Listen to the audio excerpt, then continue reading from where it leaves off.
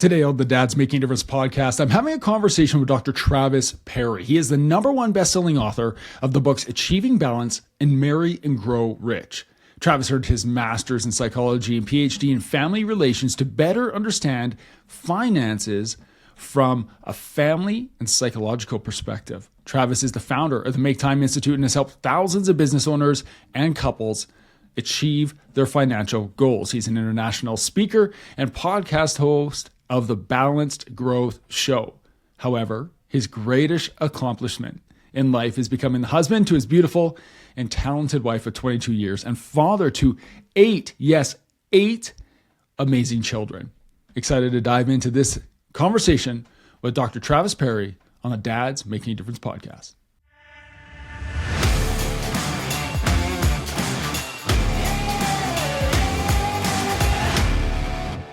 Dr. Parry, welcome to the Dad's Making a Difference podcast. Great to see you today. Thank you for having me. Really appreciate it, Cam. Man, I'm excited to dive into this conversation. We had a little bit of a chat, as I always often do, before we press record. And already I know that this will be a valuable episode because the insights that you've given me in the last few minutes, I know will be beneficial to our guys. And one of the things you mentioned there in our pre-call was just the balance. And immediately it struck my interest and hit like a nerve in me because life can often quickly become out of balance. And I'm passionate about learning more. So, Travis, why don't you tell us a little bit about yourself? Man, first of all, we got to dive in, man. Yeah. 8 children. So you could touch on that. Sure. So tell us a little bit about yourself and we'll dive into some of the important work that you're doing. Yeah. So, as dad, provide and preside at home and protect our kids from the craziness of the world. My wife homeschools, and I'm sort of like she's the teacher, and I'm not necessarily the principal. I'm more like the vice principal. She's like the principal, and I just help. But I help them goof around and have fun times, and we kind of have this idea that we enjoy the experiences, experiential learning. So we'll take them on trips, nothing lavish, a lot of road trips, but we have done Costa Rica. We've been to most of the contiguous states and Hawaii with a couple of the olders, et cetera. And we're taking them to the olders to Scandinavia this year to really understand where the roots are from and kind of see where, their great grandmas and grandpas came from and that sort of thing. But we love the experiences and giving them opportunities, helping them grow. And so, yeah, that's a big part of our culture here at home. And, if you hear them running around in the background, that's them just having a good time getting ready for the lake today. Excellent. Okay, so 8 children. What's the age range? Yeah, oldest to youngest. 21 to 1.5, 1 3/4 ish. Yeah, amazing. Right there. That's incredible. You're homeschooling, but you're running a school. That's right. Yeah, you can relate, right? You can relate. Yeah, I could. Yeah, it's the thing is, we've looked at all sorts of different schooling options years and years ago, and just. We kind of progressed to this level of like, well, why not just do it ourselves? And why not just kind of do something a little bit different? And this was way before COVID. And then COVID came and everybody's like, oh, we're homeschooling. And like, yeah, welcome to the club. Like it's really full of freedom. And it's nice to be able to say, hey, we're going to control the calendar and we're going to go on trips. We're going to do these things. And instead of having to feel like you're pulling them out of school, what we're actually doing is giving them opportunities to learn wherever we go and whatever we're doing. Amazing. It's pretty fun. So as you and your wife have done this together, what have you learned through that process and what have you taken away from that journey? Yeah, I think the most important thing, and it kind of comes back to some of the things I teach about is let's start with this. I think it helps our family have better balance. Because oftentimes, like I know how it was for me growing up, it was like school and sports and schedules. And, I think a lot of people, again, through the COVID lockdowns and everything, had a taste of what it's like to just, boom, all that's gone. There's no schedules. There's nothing going on. Well, what do we do now? And some people hibernated to the online world, and that probably made things worse. But others were like, let's go on road trips. Let's buy a trailer. Let's travel the world. And we did a lot of that during that time. But we just, that's kind of how our life is a lot of the time. We still have things that we pack in. We still have schedules and stuff, but a lot of things are just more fluid. They're less rigid. And so I've learned to just go with the flow a little bit more. I'm very much a planner, and I want to do these things, and I want the schedules to work out. And then it's like, well, we may just change everything tomorrow. And I know for a lot of people that's crazy. Well, after a while, you get used to it. And my time management philosophy is make sure that the most important things, those are the rocks, the really important things. But most everything else, like you can be fluid with. You can allow things to unschedule and reschedule, and that's okay. So I don't get too uptight anymore. I'm curious, did you get into this work, talking about balance and time and wealth? Did you get into this before you had children or during the path? Where did that happen for you? Yeah, if we go way back, so I decided I wanted to be a financial advisor. But before then, not usually a story I tell a whole bunch, but I appreciate you asking. I will go into it. I wanted to be a pilot. I think I watched Top Gun as like a 15-year-old punk kid. I was like, oh yeah, I want to fly. I want to do that. Yeah, of course. And a little traumatized by some of the craziness, but I was like, I still want to fly. And when I was 19, my dad actually took me out on an airplane flight for my birthday, and I got to fly.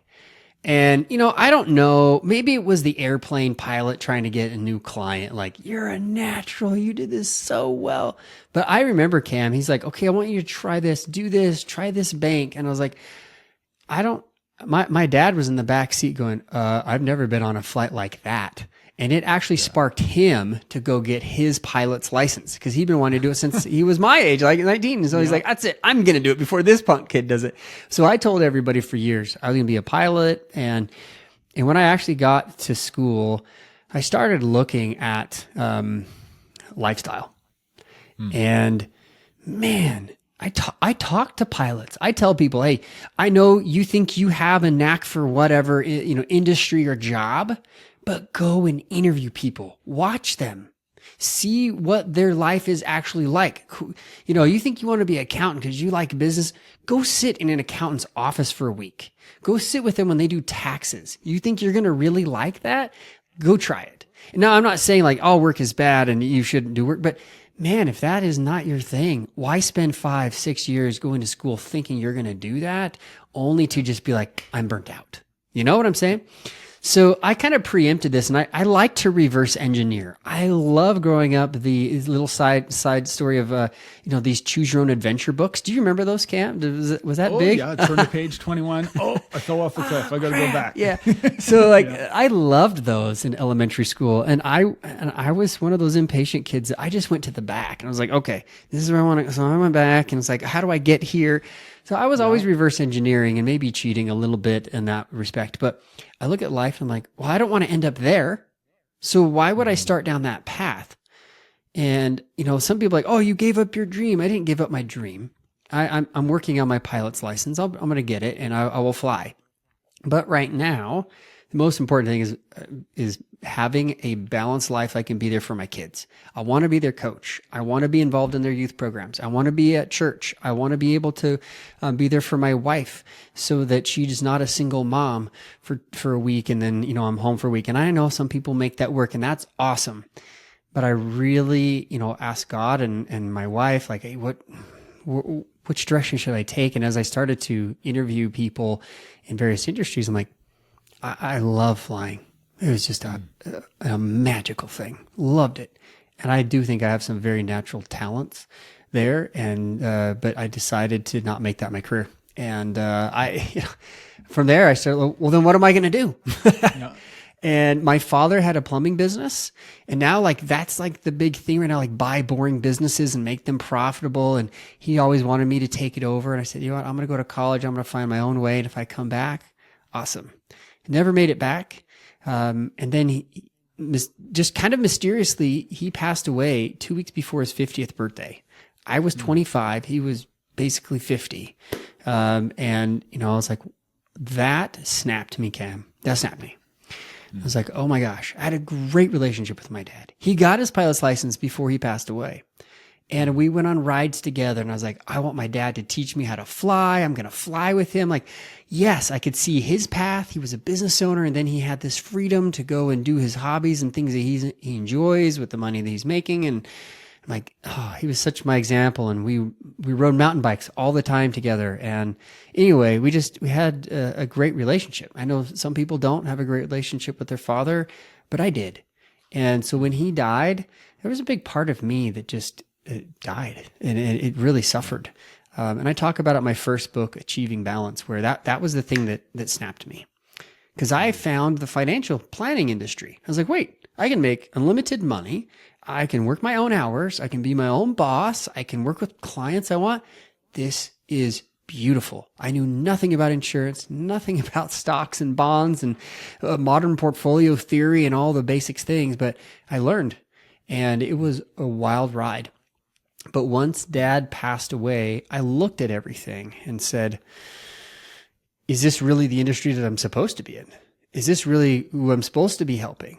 And I think it was, but I started to really feel this pull towards you need to help business owners like you have been, but more. You need to help them with their own balance, with their own health. Ironically, my father passed away of a heart attack while trying to ride his mountain bike to keep himself healthy. Wow. We call it the Widowmaker. Have you heard of the Widowmaker? Does that sound familiar to you? Yeah. And, once we got the autopsy results, we're like, how did this happen? So I spent years studying health and stress and anxiety and depression. And I did a master's in psychology to really understand what's going on. Like, what is true balance? What does this mean? Are we always just supposed to just be hustling in our business? And does that contribute to the stress that builds up in our arteries and that could potentially cause heart attacks to millions of people who think they're pretty healthy, like my dad? Yeah. So that's what got me to this whole balance concept. Like, what is it then? How do you balance? Well, we know this. Balance is not equilibrium. That's the 1980s version of trying to, balance all the plates and spin all the plates around and balance the balls in the air, whatever. Balance truly is a lot of what Covey talked about is like doing the first things. What are the most important priorities in your life? So after interviewing literally thousands of business owners, we came to this conclusion. Balance is living your highest priorities. And it is making the time to work on them. So I spend a lot of time helping business owners say, hey, I know you care about your wealth and your business, but your time is your greatest asset. It really is. That's the most important thing. And if all you do is hustle and grind and you neglect your health and your wife and your kids and your God and your community and everything else in life that there is to enjoy, you're going to be empty. And so many people are there, Cam. Oh, I've seen it. There's been times in my life where I felt it, Yep. where you feel like you have to chase something because of maybe the expectations are on you. You mentioned it too. You say, oh, I have a skill set or talents in this area. I should pursue it. But am I really pursuing it for me? Right? Yeah. So I've seen it. Yeah. And then when you really ask yourself those questions, I think that's when you're open to new ideas and revelation. And I'm a big believer in God, and I think that He helps us to direct, our lives, and when we're open to it. He doesn't force His hand. But I do think when we ask those questions, He'll answer. And He answered me, and I said, oh man, I've got to do a master's and I've got to go back to school again. I was the first in my family line to ever graduate with a degree. And I thought that was enough. Like, I cried the day I took my last test. I'm like, I'm okay, education, but test taking, the anxiety and all the stress and pressure. I'm like, oh, this is so dumb. I'd rather be running a business, So the fact that I went back to understand psychology was not my plan. And then after that, I really felt the call to get a PhD in family and finance and really understand, well, hold on. Stress, the biggest stress in life for business owners comes from money. Yeah. And married business owners, they actually don't talk about money. And if they do, they argue about it with their spouse. And while, divorced people will say the number one thing they argued about was money, I really dove into that in my PhD. And I really wanted to understand, like, okay, so then what are people doing well? Like the ones that are making it, the ones that are doing really good in their marriage and with their money, what are they doing? And that's where I dove in and really tried to figure out what's going on there in a strengths-based way. And the research that I brought back out is what now has become this new book, Marry and Grow Rich. And this has been a project of mine we've been working on to help business owners say, all right, let's get balanced, but let's stay balanced while we're growing it, while we're scaling, so that we don't lose everything that we work so hard for. Yeah, I love it. There's guys listening to this right now who are, they're business owners, they're entrepreneurs, but maybe they're a leader at work. Maybe they are in a position of leadership in the business that they work in. And they're at this point in their life right now. They're like, wait a second, I'm between 35 and 45, which I've been told is the earning time in my life. And I feel like I'm earning, but I also feel like I'm missing out on stuff. Yeah. And you mentioned that being away all week to come home on the weekends. And there's guys here who are like, man, how do I show up, be more present for my family, also provide for my family, also be open with my wife? And then the alsos and alsos and alsos stack up and they feel like they're just being buried in it. Yeah. Where should a guy who's a business owner, and I'm going to speak from my personal experience, some context, started my first online business in 2015 while working full time, doing my master's degree and doing all these things. Side hustle, baby. And that led to like different pathways. And so, and then you're working full time and then you're leading a team that's running your business. And now you have another brilliant idea to start a podcast and start a men's group. And now you're trying to do it all. And there have been times in my life where I just haven't been able to find that balance, like you mentioned. But there's guys listening to this right now who are just like, I just need to know where to start. Yeah. What's the first step? So I'll tell you my framework and then I'll give you my first step. The framework, it goes like this. You have to really get clear first with what your highest priorities in life are. And because you can chase anything. But if you're chasing, it's like we were talking about, you're going to feel out of balance. So when you told me, hey, there are times in my life when I feel like I'm not in balance, that is that's your soul telling you like, hey, you're losing, you're going the wrong way.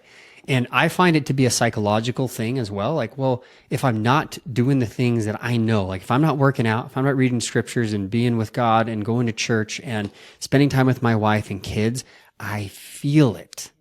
Balance is a feeling. It really, truly is. And when those highest things in your life are getting the time they deserve, you feel fulfilled. Regardless of the chaos happening at work or not. If it's good or bad, it doesn't matter. You should always be taking care of those highest priorities. And in fact, during the hardest times at work where things are the most stressful and you're like, oh my gosh, I don't know how this is ever going to work and the economy's crazy and who knows what's going on with taxes, that's when you should spend more time away from it and more time working on you so that you can handle the stress at work. It's backwards that most burned out workaholics, they actually spend more time when things are stressed at work. Oh man, I'm so sorry. Things are really bad at work. I'm like, yeah, they're always going to, like, there's always a fire. There's always some emergency. There's always something going on. That beast will never stop. You can feed it forever. You have to put the boundaries, right? So the first thing is make sure that you know where your priorities are and really get balanced so that you're not becoming a workaholic while you're growing. Okay. Mm-hmm. That's huge because I've interviewed people like, oh my gosh, Travis, where were you 15 years ago? I'm on my third marriage. I can't figure this out. I am totally a workaholic. And while you and I, like, we can joke about it, laugh, like, it's sad. I've sat and cried with people like, oh, their lives are ruined because they were told this idea, like they have to hustle and grind. And my wife's just not supportive enough. And that created all sorts of problems. And yes, you need to be a supportive spouse, but man, if you're not ever giving that spouse any time, it goes both ways. So make sure the balance is there. On the growth aspect of what I call the balanced growth method, the most important thing you can do as a business owner is get off the field, get out of the business. Interesting that you talk about, you've got your full-time thing and you're running a business. Like either you're spending 60, 80 hours a week, right? Doing that, or you've hired people to delegate to, right? Hopefully the latter. Really good people that I can trust Yeah. and just know what's happening. Sure. Yeah. Yeah. I mean, you're a principal, right? So you know what it's like to delegate to good people and have good systems in place. Otherwise, it all ends up in your desk, your docket, on your to-do list. So what most business owners struggle with on the growth side is this, the D word, delegation. They just can't do it. Like if I had $1 for every time I heard, I just can't let somebody else do it because I do it better. I'm like, really? You're the best one in the whole industry. You're the best talented person in the world. It's actually, quite honestly, it sounds arrogant. But you know what it really is? It's fear. It's fear.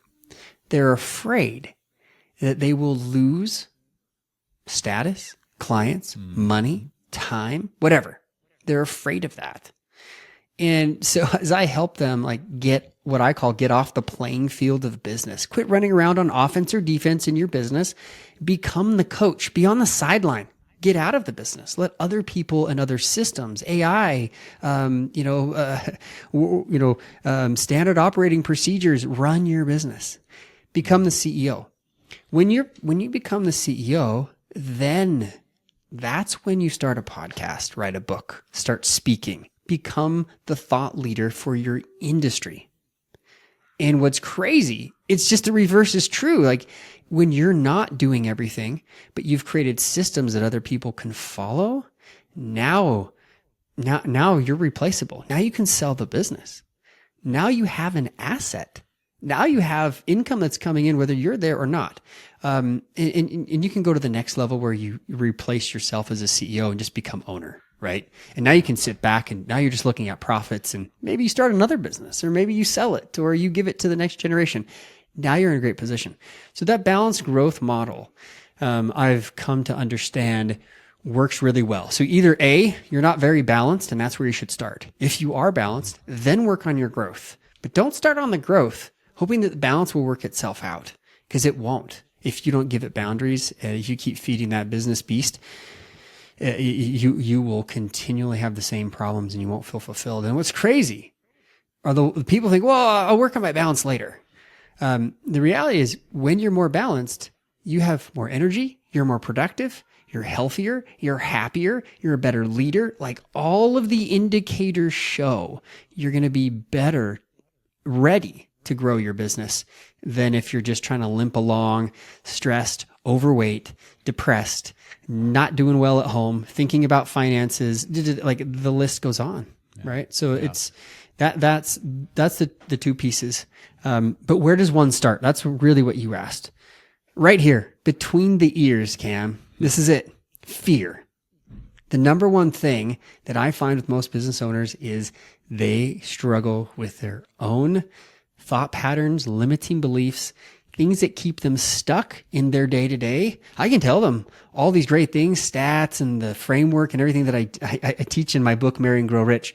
But they'll never do it until they get past their subconscious blocks. Yeah. You mentioned finances as one of the greatest stresses. And I see this. We have guys in our community who, by all outside measures, would seem very successful. And yet when you dive into finances, we do this thing, it's called a one sheet. And so in our group, we call ourselves a trusted group of advisors, which means we share everything. There's really no off topic. And so we do a one sheet and we're transparent about where we are financially, where we are, net worth, all the things that are happening in our lives. And we can do that as a group of men in the DMD. But then I ask a guy if he's that way with his wife.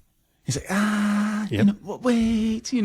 So how do we recognize the importance of having those conversations in our home? And what does that look like in practice for somebody who's either super successful in the private sector or W-2 or whatever it might be, or they're running their own business? Yeah.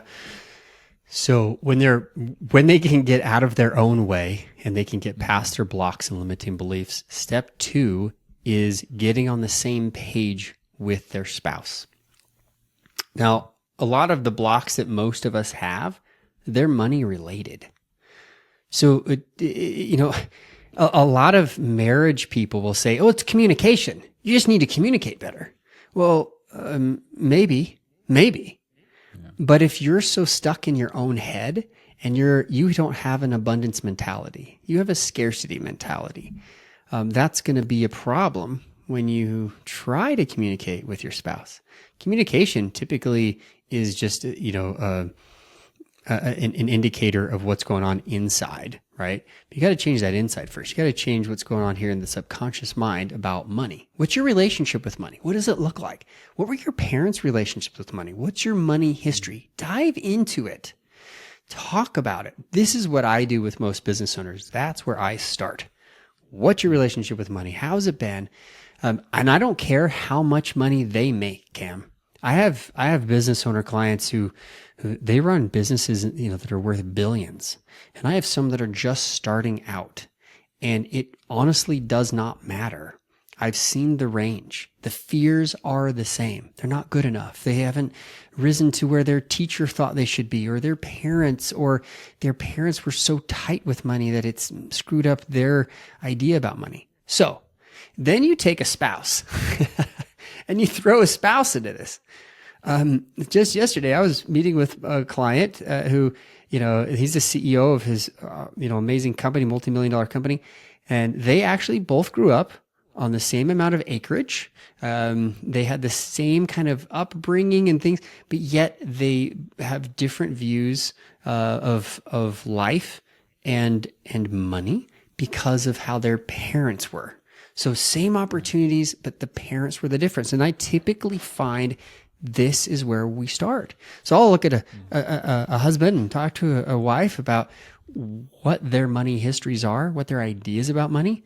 And then we look at the differences and go, oh man, this is where you are, and this is where, you're at. And I've got some assessments in the book that talk about, like, are you on the same page financially? Do you have differing views about money? And that's one of the biggest ones. And so we kind of look at kind of a scale of where they are. There's different types of money histories and money scripts per se. And so, some have such a different point of view about money that it's toxic for their relationship. So, a therapist could come by like, oh, you guys just don't communicate about it. If you don't understand the psychology behind it, and what's really happening with the relationship of money, communication won't solve it. It's the psychology. So then you move to the communication. Once you understand where the two of you are at, differing wise, you start to then look at, well, where are we similar? And this is the strengths-based research that I did with thousands of couples in my PhD program. We looked at what actually worked for couples. How did they have great marriage and we're on the, had a great financial stability. Okay. We looked at these two factors. We found out that couples that had the same values or had shared values, that's what made all the difference. So yes, understand the differences, but then focus on where the shared value is. Where's your overlap? That's where you start.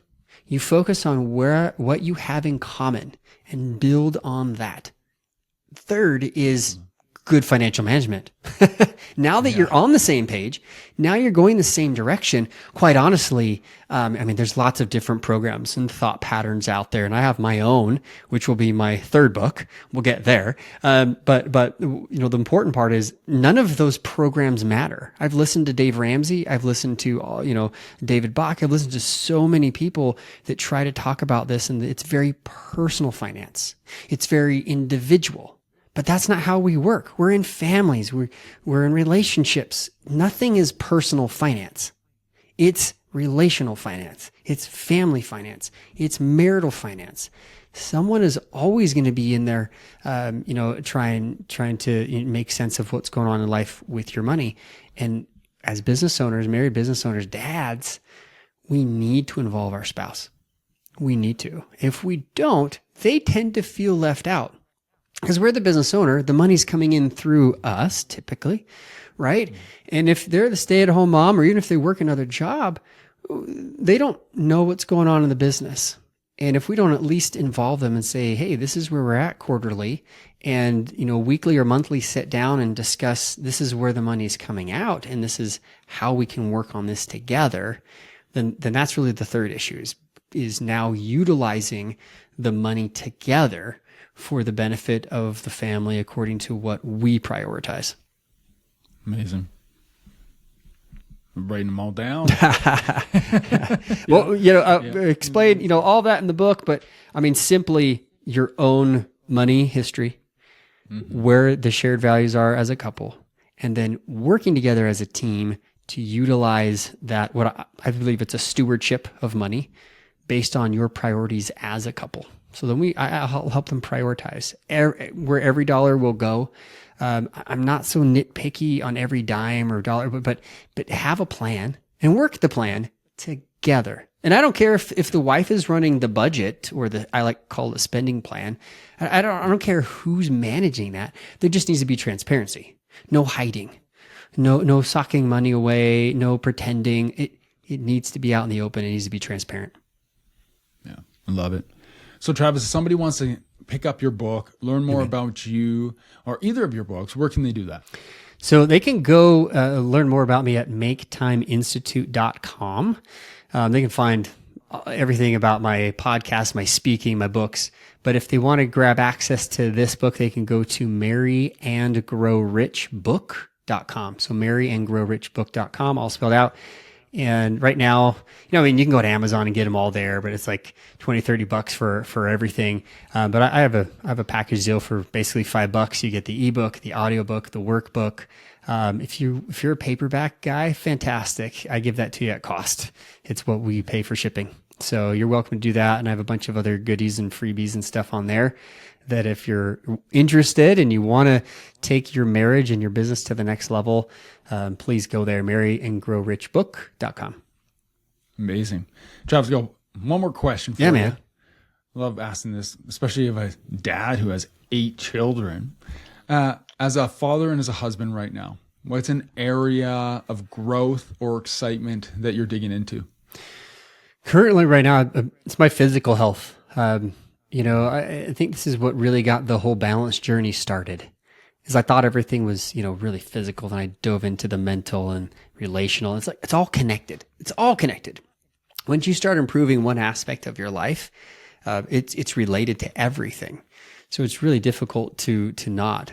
But I'm 45 now, and I started this journey when I was 25, and it's been almost 20 years of me kind of, banging the drum and saying, hey, this is what we need to do. And quite honestly, it's been a learning journey for me to go through this process. And I consider it a privilege to coach anyone who wants to listen and be their mentor. And it's a great responsibility for me to do that. But right now, I think the physical health aspect, I'm racing mountain bikes, amateur, definitely not an expert, but I've been riding mountain bikes since I was 14, this, it's so fun. But now I wanted to push myself a little bit. And, we kind of allow ourselves to plateau. We allow ourselves to age. The aging process is not going to necessarily stop, but I really, really believe we can slow it down. We can slow it down by eating really well, by managing our stress, by sleeping good, by having great relationships. Relationship with God is a big one, actually, on our health. Okay, when you talk about your men's group, I think that's so important to have a group of dads that are going through the same stuff. Because where else do we talk about this? At a bar? On the golf course? Maybe no, we need that. We need the brotherhood, this fellowship. So important. I get that with my church and with my friends and my brothers and others out there. But right now I'm really trying to push the envelope on my physical health because as I'm seeing, some aging taking place, I'm pushing back. No, I'm going to do more so that it will benefit me. I want to be riding bikes when I'm 75, man. And I see a lot of people who are we can talk about the mountain bike stuff and no offense, if you're an e-biker, no sweat. I still love you. Okay. So we're the same age. Okay. And I bike often. I love mountain biking. Yeah. and I did this.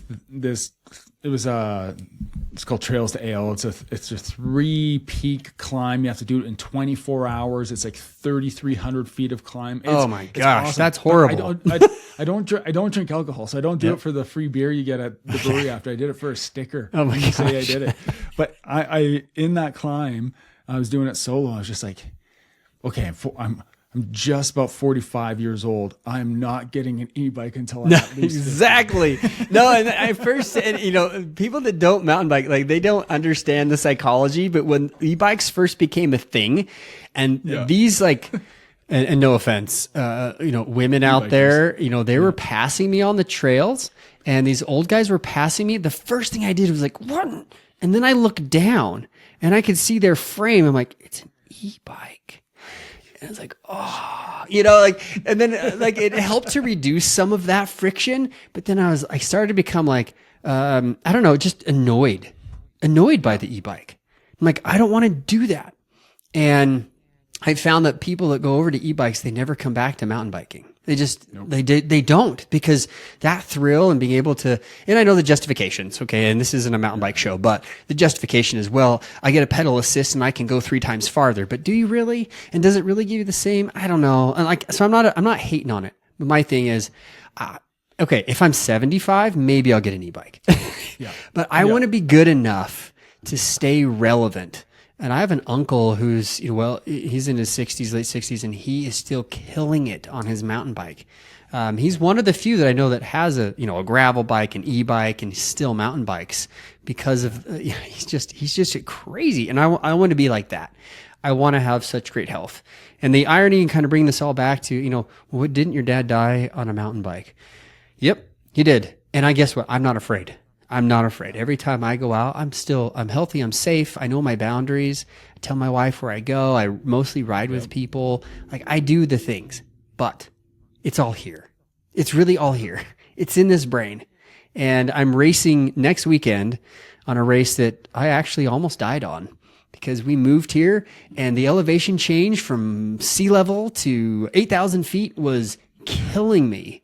And anyway, so I'm doing this so that I can put that memory to bed. I finished that race, but nobody was even there to clock me. It was so bad. Like they'd all gone home.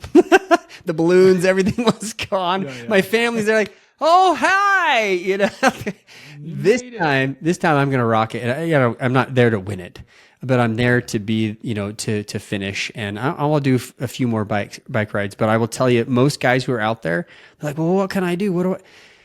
You don't have to hit the gym. You don't have to be a gym rat. You don't have to do the things you see on social media every day. Do something you like to do. Do something you love. And then go to the gym because you want to get better at that thing. And it's amazing how many guys in their 40s are actually hitting their stride and feel the best ever. And I helped one of my clients do a half Ironman at 50, because we were coaching him to make that time and make that shift in his brain. So we can do it, Cam, and we need to go mountain biking together. It sounds like I need to come up to Canada and visit you. Yeah, I'm in. Let's do it. Sounds Travis, thanks for taking time away from your family to spend with me and us today. I appreciate you. Absolutely. Thanks for having me.